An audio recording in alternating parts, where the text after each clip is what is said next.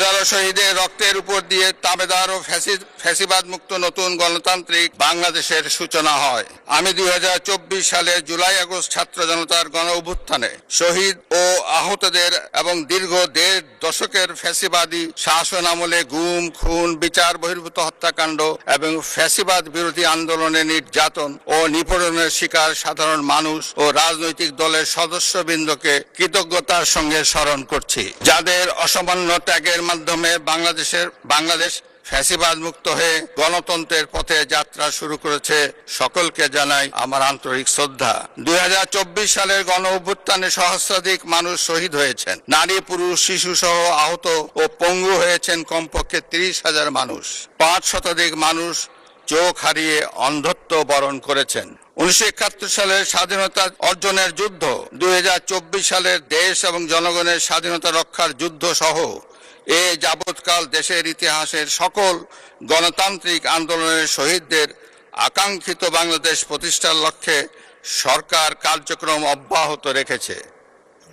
2024 সালে ছাত্র জনতার গণ অভ্যুত্থানে আহতদের দেশের বিভিন্ন হাসপাতালে চিকিৎসা চলমান রয়েছে। 137 জন গুরুতর আহত জুলাই যোদ্ধাকে উন্নত চিকিৎসার জন্য বিদেশে পাঠানো হয়েছে। আহতদের 12,043টি স্বাস্থ্য কার্ড দেওয়া হয়েছে। 1971 সালের বীর মুক্তিযোদ্ধা ও 2024 সালের জুলাই যোদ্ধাদের চিকিৎসা সহায়তা ও ভাতা অনলাইন ব্যাংকিং সিস্টেমে পরিচালিত হচ্ছে। সরকার জুলাই গণ অভ্যুত্থানের ইতিহাস সংরক্ষণ, গবেষণা, উন্নয়ন, দিবস উদযাপন সহ নানামুখী কার্যক্রম ও বাস্তবায়ন করে যাচ্ছে।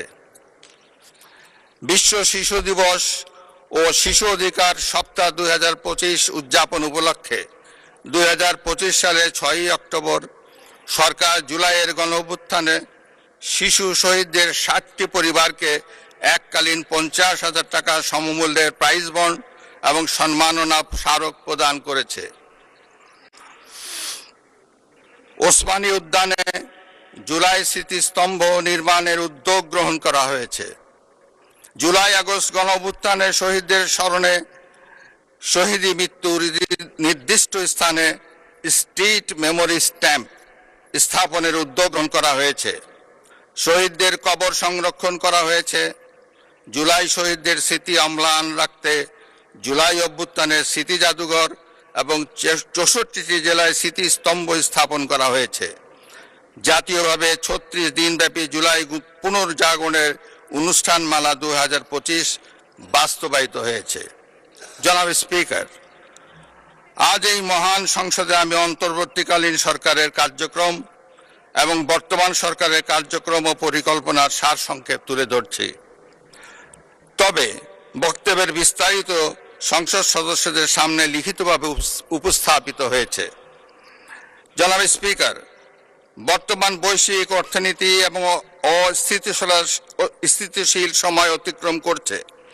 বাংলাদেশের সামষ্টিক অর্থনৈতিক পরিস্থিতি 2023-24 অর্থ বছরের তুলনায় 2024-25 অর্থ বছরে অনেকটা স্থিতিশীল রয়েছে। রেমিটেন্স সহ আরও কয়েকটি সূচক ইতিবাচক ধারায় ফিরতে শুরু করেছে। 2025-26 অর্থ বছরে অর্থনৈতিক পরিস্থিতি আরও সুদৃঢ় হবে বলে সরকার আশা করে।